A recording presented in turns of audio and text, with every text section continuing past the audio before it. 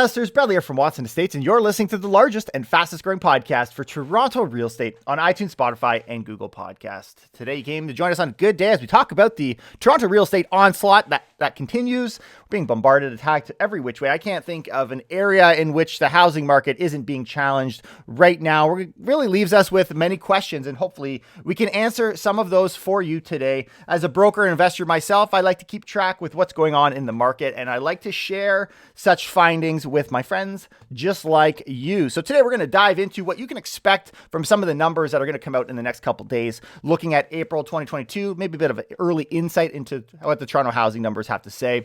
But also I want to get into the Trudeau budget that was put forward for 2022, which was announced not that long ago. There's discussions now, obviously circumstances have changed, that it could very much backfire. We're going to talk about what ways that could happen, and how are rising rates hurting landlords specifically. Some of the discussions we're going to have as we try and decipher everything that's going on. There's been such massive shifts. The news is all over the place, and I think we're starting to see an obvious movement towards the pain that the real estate market is facing. But in the meantime, hopefully you guys are enjoying the wonderful weather. It's been beautiful this last week. I've had the opportunity of going fishing a couple times with my brother John, and we get plenty of bites. Not trout, mosquitoes, but I mean, we're having fun, right? Just like we do on the show. We love to have some fun, crack some fish jokes. Like a fish walks into a bar. It took him 395 million years.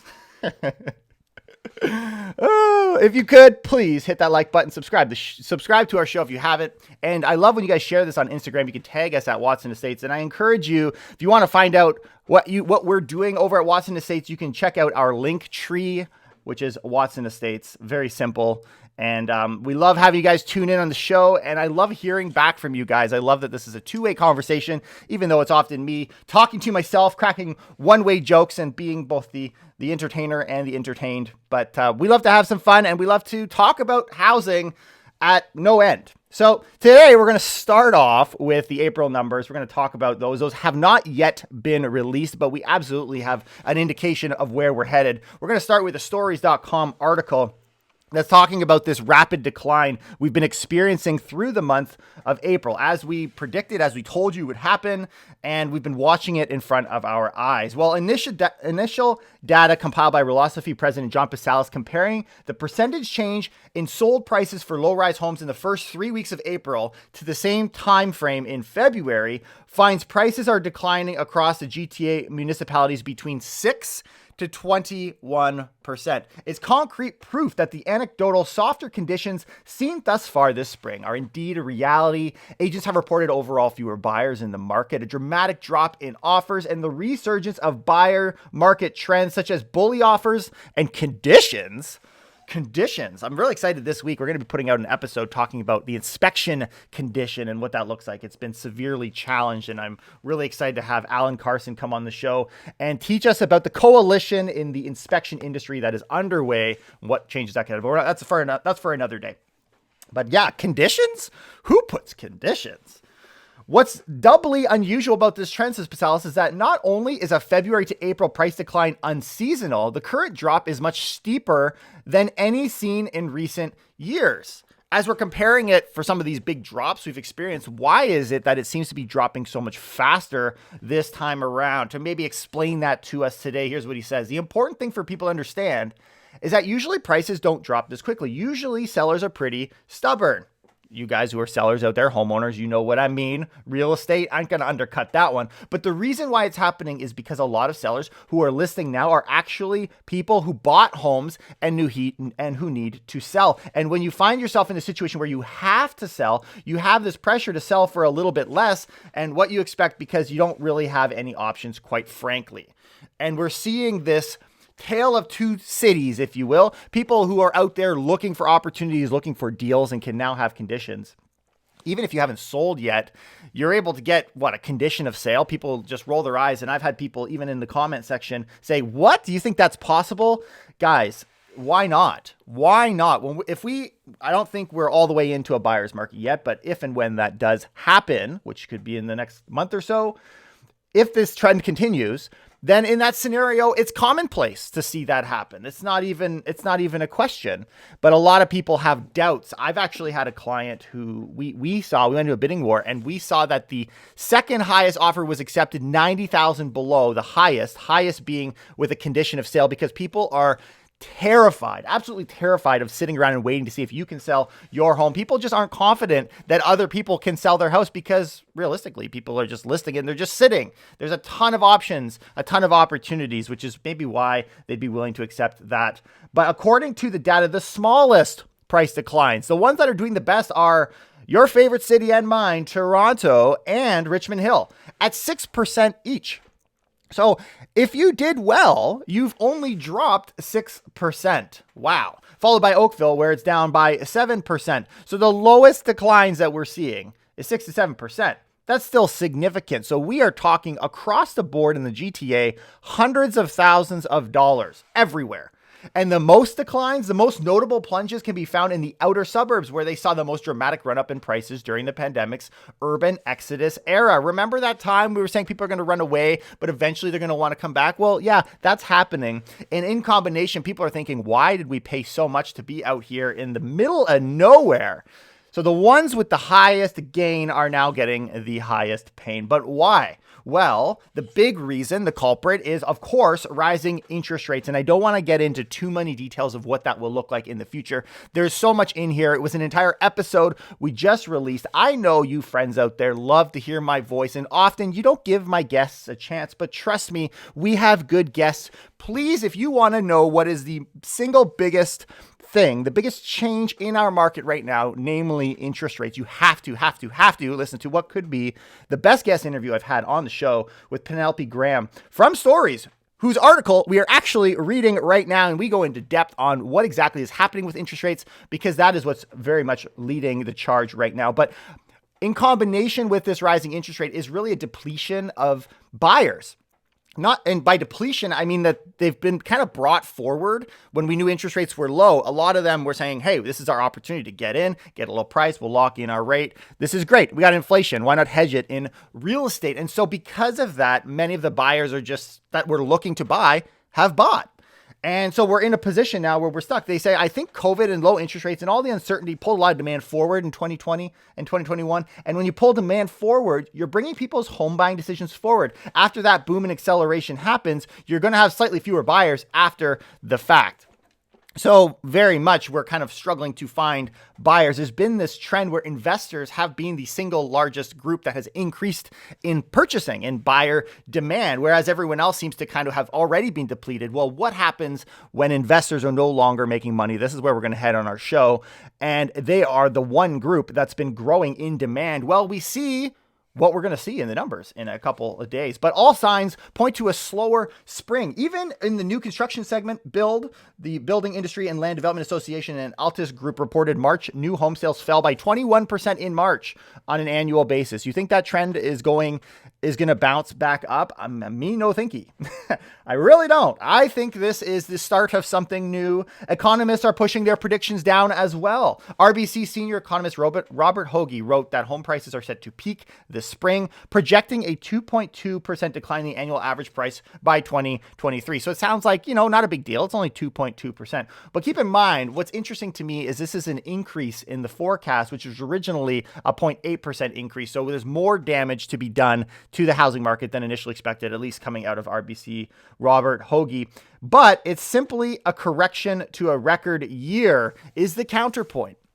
Royal LePage, obviously they're in the real estate industry and they love good news, and there's so much good news to behold, right? We were expecting a 10.5% price increase. Well, now that Canadian home price has jumped up to 15%. And we talked about this on our last show. Well, the revised number comes after Canada's aggregate home price saw a 25.1% year-over-year increase during the first quarter of 2022, rising to a staggering $856,000. Well, this is the highest increase on record since Royal LePage began tracking aggregate prices. Well, here's what they say. However, even these forecast notes that slower times are indeed on the horizon. Entering 2022, we had anticipated a strong first half and moderating real estate market thereafter. I think everybody has, our show included. But what's really noteworthy here is we're so focused on this, 6 to 12 or 20% decline. Guys, this is coming after the fact that we've just experienced the highest record year in the first quarter. Like, we're seeing this kind of bounce back. So really, you've got two, groups. You've got those who have a hold strategy from 2022. You did nothing. If you did literally nothing, you just owned real estate. You have experienced this year, all things considered, where we're headed, a huge win. We're talking falling prices, but we're talking after the fact of massive increases like we've never seen. But you also have this other group of buyers in 2022 who could be potentially screwed, who are now, whether they're trying to sell their home because who knows who told them, because we sure didn't, we sure never said, I made it very clear this entire time, my advice to my clients, this is why I have no clients stuck in this issue, is you want to know that your home is sold first, because this has happened time and time again. And the funny thing is history will repeat itself. I'm saying it here, you're listening. And for those of you who are committed to our show and been listening for the last couple of years, you've probably heard it before. Well, I'm guessing, I'm going to hedge you bet that in the next 5-8 years, whenever this happens again, the market's going to be crazy. It's going to be a seller's market. Prices are going to be running up once again. Interest rates are going to be on the way down. And people are going to think, well, it's so easy for me to sell. Why would I not just buy first? It's just going to happen again. It happens again and again. Well, because of what happened, timing has worked against many buyers and they are potentially screwed. I hope you guys were prepared for that. And I hope that our show was able to encourage you guys to play smart as you're out there investing. Which brings me to question number 2. We got a little bit of insight now on what's going on in our market. We're going to have more clear numbers. I'm really curious to see what happens with sales to new listings ratio. Months of inventory has been on the rise very quickly. We're starting to see a massive increase in new listings and a massive dropping in the number of sales month over month. All of these things are going to come out, and we're going to be talking about them here on Toronto's #1 real estate podcast. But let's get into a question for you. You guys, if you've been following our show, you are aware that Mr. Trudeau decided to put forward a budget, most of which entailed this massive creation of housing, a rapid increase. Well, we're going to jump into a CTV News article, talk about how that could potentially backfire. Keep in mind, this budget came out when the market was hot and it seemed to have no end in sight, apart from every prediction that was out there talking about the second half being a little weaker. But here we go. The federal government's plan to ease runaway housing prices by rapidly ramping up the pace of home construction risks pushing up construction costs in the near term and could lead to oversupply in the long run. So we hear these two counter arguments, both of which cause issues. A massive demand up front. It's like when we see these people being the government, giving incentives for you to do things around your house, because it's like we're trying to stimulate the economy. The construction industry does not need to be stimulated. It is more than stimulated. We are at the peak, right? We need more people to do the work. And in the meantime, if in fact they can struggle through it and, split themselves in half and do all the work times 2, as the government has been asking them to do, then the next problem is, well, what if we overestimate the amount that we need to create and we put all of this effort up front, built it all, and now we have too massive of a supply. So I'm going to tell you guys, I'm going to read through their points, I'm going to share my thoughts, but let's face it, you guys are savvy, you know what's going on. Make these calls yourself, folks. Experts argue Canada's housing shortage is not nearly as acute as the government suggests, noting starts are running at historic levels, around 250,000 a year, with a record number of units under construction, though completions lag. Quote, this is from Steve Pomeroy, a housing policy consultant at Carleton University in Ottawa. He says, I think we definitely need new supply to meet increasing housing growth as a result of immigration. I believe that the 3.5 million is a complete exaggeration. So the question here is, are we overestimating the amount of housing that is needed? With all things considered, I disagree. I think there is an obvious massive shortage of housing in general in Canada. Well, they say the consequences, if we do try to increase it, is we will run into a whole bunch of issues in the supply chain, labor, land, and materials, and will actually push house prices even higher. More demand for the labor. We'll charge more to build that house because everybody's trying to build houses at the same time. The costs go up, prices of house go up. It makes sense. Alarms are already ringing in Canada's construction industry, which is facing a dire shortage of workers and a retirement crisis, not to mention rising costs of lumber and other raw materials due to this little thing called the global supply chain crisis we've been experiencing. This I can see being a real issue and a real backfire to this massive promise of building a ton of houses. The government is so quick to say we're going to find jobs. And this is a wonderful thing. We just need to take the immigrants and make them build the houses if we can make that connection. But it's just not that simple.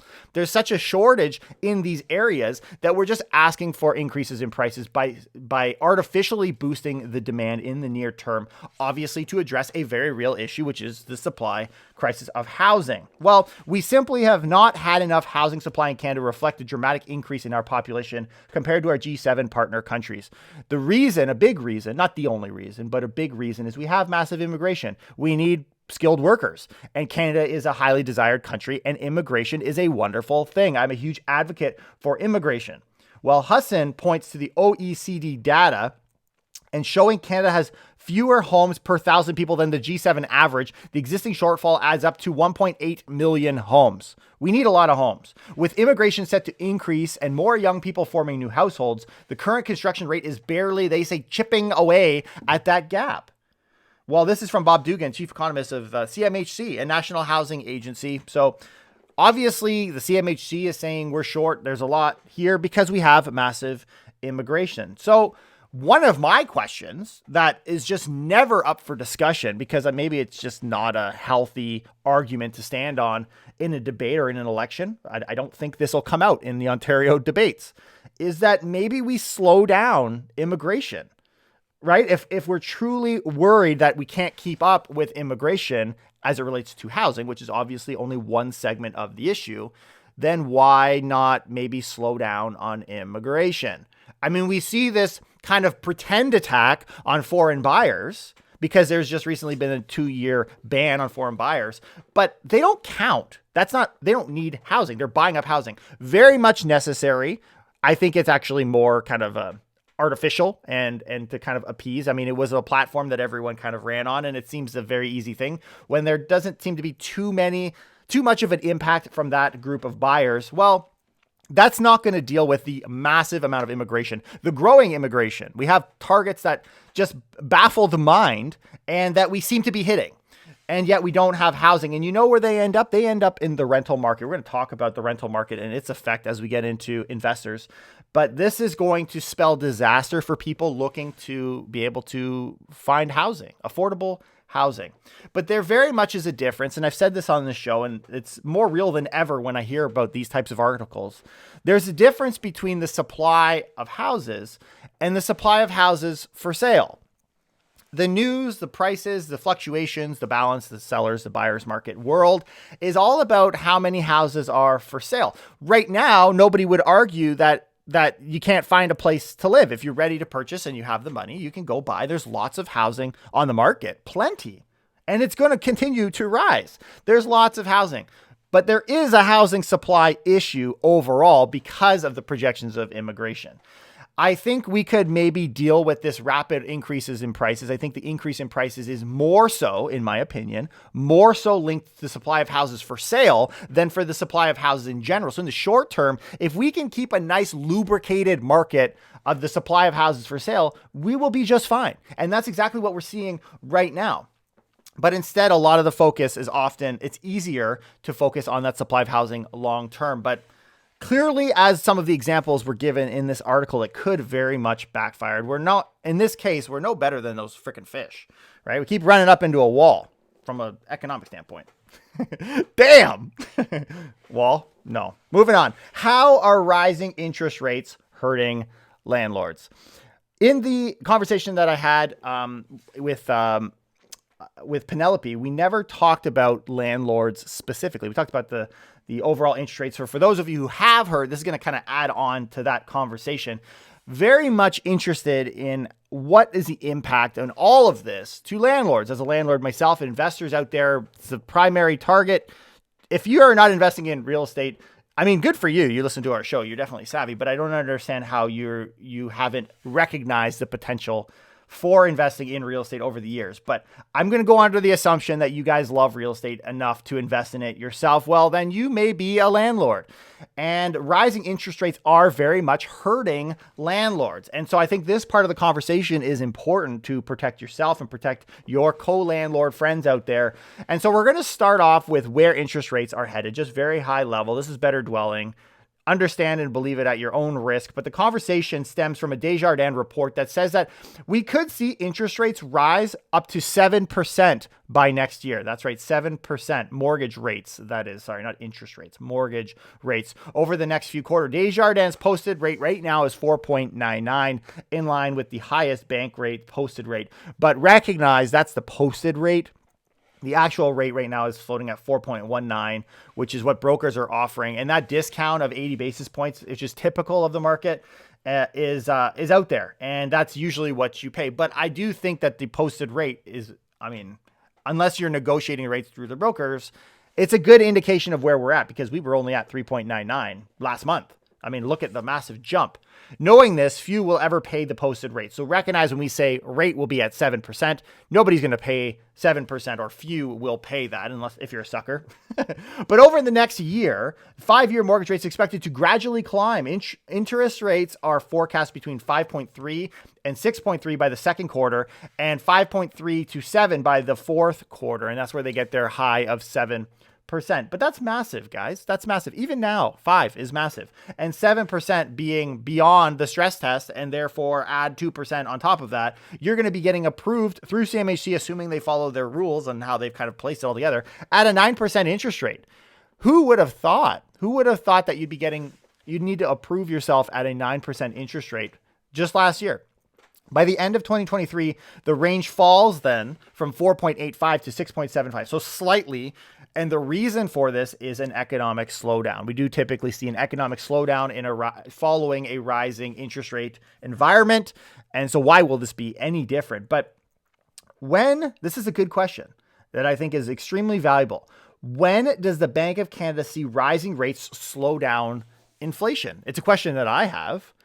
If we're really watching to see these rising interest rates, and they seem to be very aggressive and ready to increase rates until inflation settles down. So when is that?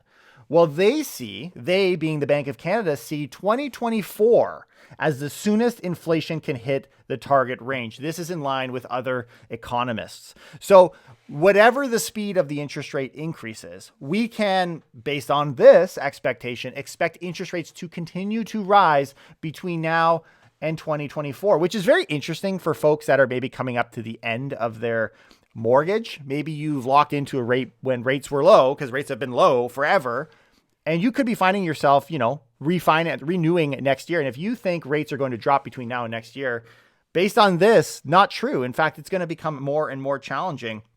I know for me, as I'm selling homes and I'm discussing with buyers why they're kind of moving in, because there's not many of them, but the ones that are moving, a big reason for that right now is they're trying to lock in those rates. They've been giving 90 days to lock in rates. And so they've got these kind of waves where they recognize beyond that, rates have gone up, my rates are going to go up. And so there is a level of desperation built within the buyers. So buyers are still out there trying to lock in those low rates. Just something to keep in mind. But also we're expecting another significant increase in June, as early as June, in interest rates. And so this step down that we just saw from the last interest increase, I would say we'll have a real step down again. I think there's still more to come. And I think it's only going to get sweeter for buyers, which means that buyers who are negotiating and actually firming up on deals, make sure you're getting a good deal. There are good deals out there. Find them, because you don't want to get caught closing in 2 months with a price lower than that good deal that you had last time. It was a good deal. I swear it was. Frickin' appraiser. But some new landlords are losing money, and this is where we're headed, right? We've got this increasing interest rate. And it's just the biggest thing since sliced bread. But we have landlords that are right on the cusp that are losing money already. So here's what they say. This is, by the way, a Globe and Mail article. As high as Toronto and Vancouver rents may seem to local tenants, landlords are often losing money on them. In recent years, many mom and pop real estate investors in the two cities have been quietly paying more in mortgage and other ownership costs than they receive in rent. And the tenant, they don't see that.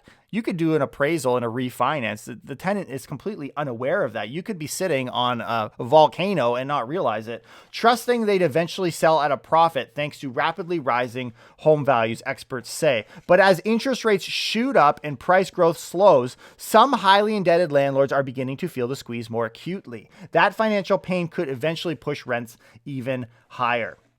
So here's my thinking on this. You've got a landlord, the story being yet a landlord, they're losing money. They're losing money monthly because, let's face it, they're getting massive equity gains in Toronto. What a beautiful city to invest. Well, I don't think that when it comes to rents increasing, that it will be as direct as mentioned here. I think there's a little bit more to it. What I think is going to happen is landlords, they already want more money. If there was more rent to be collected in the city, they would be collecting it. That's kind of what dictates the market, what's available. Maybe you can get a little bit more, but you're going to pay for it by waiting. So I think the market is already set up to get what it can, and landlords are always going to charge the most that they can, generally speaking, for their unit. But what's happening here is there's less profitability in the way of equity gains. Toronto seems to be a pretty solid base, and we seem to be doing okay relative to the rest of the GTA, but we're taking a loss with the promise of growth in equity. Well, what happens when that equity party ends and we see a 6% drop in overall prices? Is it going to push investors out? Are they right on the edge and saying, well, that's not very lucrative. I'm not making money on cash flow. In fact, I'm losing a lot of money on cash flow. And there's no promise because Bradley's saying we have a potential recession coming in 2024. So with these things on the go, really what value is there in investing in the downtown market unless I get an amazing deal? Obviously, that's kind of the caveat. If you can get an amazing deal, then things just turn out a little bit better, right? But what's going to happen in that environment is investors are going to be far less interested in buying a condo downtown Toronto to rent it out. And so you're going to have less available units for rent. So for that rental market, we're going to experience a much higher increase. You're going to have massive demand, namely immigration, in concert with investors that are no longer interested in investing in that market. Supply and demand is going to push rent to massive levels, and we haven't even caught up to the rent numbers that we had been in before. So for those of you who think, we can't have higher rents, that's not true. We're still playing catch up from the drops of rent that we experienced during COVID. So I would argue you could very much have this elastic band whiplash effect take place in the rental market as investors say, you know what? All my friends are leaving. This is the price. It's going up.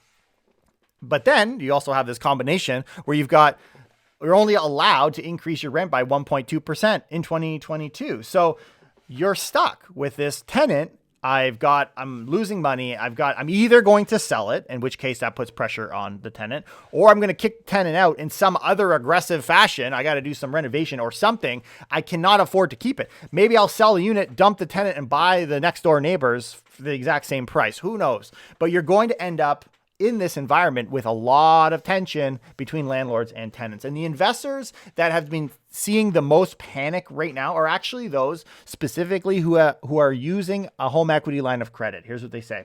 With HELOC rates climbing, many of those highly leveraged investors are now scrambling to convert their line of credit balance into mortgage debt that comes with fixed payments. The risk is that some may not be able to do so. That may be because the additional debt they've taken on from the investment property means that they don't meet lenders' requirements. These rising criteria of CMHC stress tests, as an example. But these requirements, they're very tight. And so you've borrowed it and you now have an additional property from the time when you did borrow it. So what they're saying is by adding that extra property, now you no longer qualify for the initial one that you had. So you need to stay in that line of credit product. And another obstacle is the fact that climbing interest rates have raised the bar borrowers must clear to pass the federal stress test. We talked about that earlier. Yet another hitch is that mortgages, unlike HELOCs, require payments of both principal and interest, resulting in bigger monthly outlays for borrowers, he added. So your line of credit is pretty sweet. Yeah, the rates are a bit higher, and they have been higher because you're taking the risk of potential rising interest rates, which you benefited from, but now you're paying for and you don't like. It's funny how that works. But you've got this line of credit product that you're only required to pay interest on. Well, if you are going to make the plunge into that fixed product and you do qualify for it, you need to be able to pay for your pay down, your mortgage pay down as well. You've got a principal payment and an interest payment. So your monthly cash flow, if it was already negative, is even more negative. Does that sound like a winning deal? Not really. Investors are already cash negative. Data provided suggests many investors who bought properties in the GTA in 2020 with the intention of renting them out aren't even breaking interest or even, sorry. In March 2021, CIBC, Benjamin Tall and Sean Hildebrand, president of Toronto-based condo research firm Urban Nation, found, listen to these numbers, 37% of GTA condo rental units registered in 2020 had negative cash flow. 37% in 2020 had negative cash flow, with the carrying cost of home ownership outstripping rent by an average of just under $500 per month for that group. In 2020, it's gotten far more tense in the condo market downtown since then, but we're talking already $500 a month less. If you're locked into a flexible product, a line of credit specifically, things aren't looking too good. Now it's time to sell, and my buyers are ready. You can see where one person struggles, another will succeed. And it really is, even though real estate is complicated, it's confusing. It's not that complicated. It's not that confusing. And this is why I love these types of conversations. I love seeing this coming, and there's more to come. Oh, this is the part where I say that this is not advice. This is just my opinion on what's going on in the market. But there is fantastic opportunities out there. I am so excited to have had people who have moved up, and as I've told you guys is the time to do in the last month, and are truly doing very, very well as first-time buyers that have been all but impossible to enter the market with an abundance of options out there in front of them. Meanwhile, we have people who did not listen to the advice that are completely caught and are desperate to sell. And my clients are more than happy to take those off your hands. But I hope it's not you guys. I hope that through this show and through your other research, you guys have been able to kind of decipher the market and to win. That's the point. So why would anyone do this? Why would anyone invest? For many real estate investors, the main rationale of sinking in $1,000 would be to sell at a much higher price. In the GTA, people are investing based on the capital gains. That's the point. That's the point. Well, that's a bad move. I've been saying that's a bad move for a long time. And now you see why. Another group of investors are ready to accept the negative cash flow because they want to buy the house for their kids, right? They haven't been able to really get a place, and this is maybe an opportunity or last option to. Well, still, rising rates could lead some cash flow negative landlords to offload their properties and dissuade some prospective condo investors from buying, with repercussions on the broader rental market. So I originally bought it so that my kids would have a place to stay. I'm renting it out, but now, it's just really not doing so good. And let's face it, maybe there will continue to be, like from where I'm sitting, an opportunity to buy again in a year from now when things are a little bit more stable. How about I just offload that property and undercut the market and hurt the broader rental market? That's what's key here. Canada is set to welcome more than 430,000 new permanent residents in 2022 with all this going on, with an even higher target for 2023 and 2024. International students have been flocking back to the country, adding to the number of newcomers looking for rental accommodations. And investors are saying poo-poo, to hell with this investment strategy. And so some will be left behind. Those of you who have had an investment property, a condo downtown for years, have had massive gains. You're probably thinking, hey, I could cash out and take my gains. But what could also happen is you could see a significant surge in rental prices and actually be in a far better position. If you've been willing to eat it and bite the dust for the last year or two, you could find yourself in a very, very healthy rental market. As for renters, not so much. So building more homes isn't going to address this. Investors go where the money is. Right now, there's no money in most GTA investment properties. And remember, investors have been the only group growing in demand the last couple years. The end result could be rising tensions between real estate investors feeling the financial squeeze and residents. There will be this tug of war between tenants and landlords. Okay. So before, I know this show feels like it's going a little long. Where are we at here? Yeah, we're going a little long, but this is going to be worth your while, guys. I wanted to tack this on. We have an election coming up in Ontario. You don't want to miss this. You guys are probably trying to decide, who am I going to vote for those of you who are not already decided. The last episode we had the Ontario Green Party making suggestions that I agreed with. In this case, they're more in line with my view, and they're really failing in what their platform is. This is interesting because, and this might seem like a tune change from what I've had in the last couple months, but it's because, let's face it, the market has changed. And so what worked 2 months ago are not going to work anymore. So here's what we say. How can we help? And the idea is, why not tax investors more? They're buying up the properties. They're taking homes away from would-be first-time home buyers. And so the idea is, why not tack on a capital gains tax to the investors? And I've been a big proponent of this. I think it's a great idea when you have multiple properties to increase the tax rate. And I think in the long term, we should do that. But it's a great idea, but terrible timing, bad timing, man. I mean, if you want to make homes more affordable for first-time home buyers and you want to crush the market before interest rates can do it for you, then yeah, I guess so. But as of right now, I think we have more than enough cooling measures in place, right? And this is the whole point, this onslaught that we're experiencing in the housing market. Everybody just feels like they need to put a step forward in order to bring the housing market down. The reason, I've said this before, but it's still true, the reason the housing market will be going down is because we want it to. We want it to. And if you're not on the team of bring the housing prices down team, then you're fighting an uphill battle. Now, where do I stand in all of this? I'm now concerned. I've reached a point where I think that there needed to be things to be done, but interest rates are doing a fine job in that. They should have been going on a long time ago, and they should have been a little bit more progressive because, let's face it, everyone could have seen inflation rates coming the way that they have and will continue to rise.